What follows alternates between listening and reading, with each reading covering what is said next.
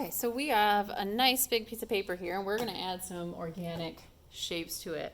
And it really doesn't matter if you draw random sort of paints, blots of random shapes.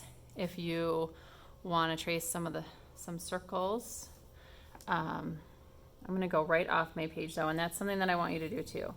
Have some of them go right off your page.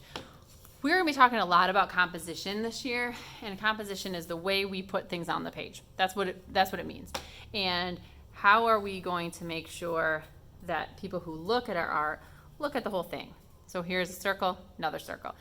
They're sort of circles, but when they kind of repeat the repetition of that, that's one of the principles of design, repetition, that helps the viewer's eye to kind of move around the page. So I have this shape right now, it's the only one like that, so I need to come in here with another one, and I can go right over top of what I already have.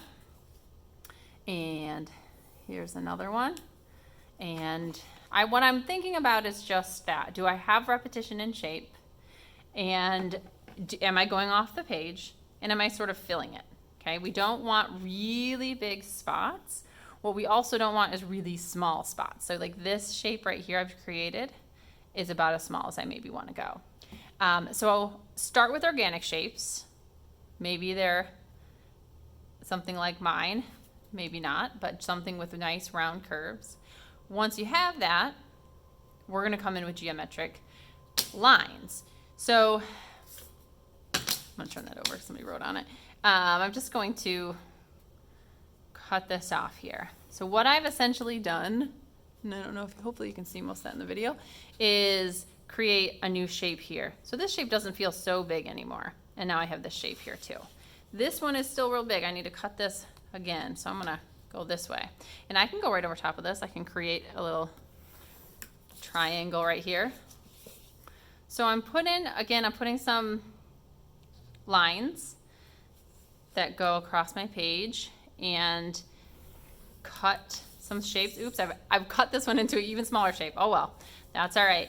But because what's going to happen, the reason why I'm saying, oh, don't make too small shapes, is because we're going to paint these. We're going to actually paint each little shape individually. And so we want to make sure that we aren't making our shapes so small they're going to drive us batty to paint them. So I'm going to have this one start at the circle and go up that way. So something like this. I feel like these are still really big shapes, but maybe they're okay. It's not so bad. So once I have my shapes on there, all I want to do is make sure that I have my name. Actually, let's put our names on the back because we're going to paint them and we don't want our names to get painted over. So that's step one. We don't need to outline this with permanent marker. We don't need to make it very dark because all that would just get painted over. The paint we're going to use is tempera. It's opaque, which is the opposite of transparent. It means you can't see through it most of the time. Yellow can be a little bit transparent, but most of them are completely opaque. And so you're going to choose your colors, and we'll talk about that. And then when you paint them, it would cover up any pencil lines that you didn't want to see. Or you see I got this like green off of the ruler there. That I can just paint over that. Not a big deal. All right, so that's how you make the composition.